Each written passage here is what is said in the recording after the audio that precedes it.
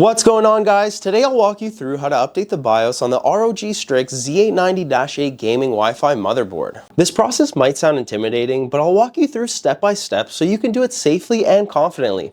Let's get started. Before we download anything, we need to know the exact make and model of your motherboard. On Windows, press the Windows key and type in System Information. Open it up and under System Summary, look for baseboard manufacturer and baseboard product. That's your motherboard's brand and model. For example, it might say ASUS ROG Strix B550F or MSI Mag B650 Tomahawk. Whatever it is, write it down because we'll need to find out the correct BIOS file for it. Next, you're going to want to go on Google and put that exact motherboard make and model into the search, and it's usually the first link that you'll have to click. Now that you're on the motherboard's website, you're going to want to click the support page. Once you're on the support page, look for a section called Drivers and BIOS or Firmware. Here you'll see a list of BIOS versions available. My suggestion is to always go with the latest stable release and try to avoid beta BIOS unless you absolutely need one of the features from it. Step number 3, you're going to want to go ahead and download the BIOS file and unzip it. Most manufacturers will give you a single cap file or a bin file. If you're on ASUS, you might also see a BIOS renamer tool. Make sure to run that so the file name is in the correct format or your motherboard won't recognize it. For step number 4, you're going to want to go ahead and grab yourself a USB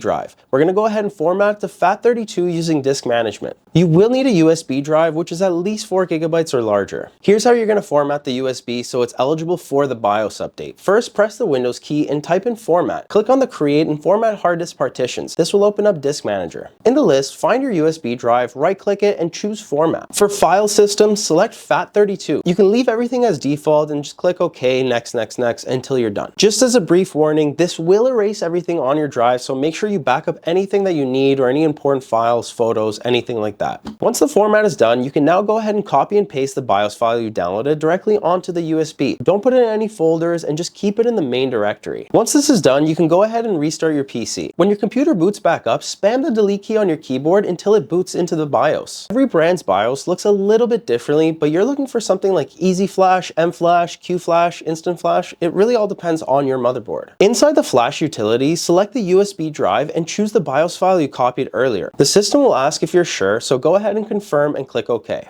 And now the most important warning that you have to understand when doing the BIOS.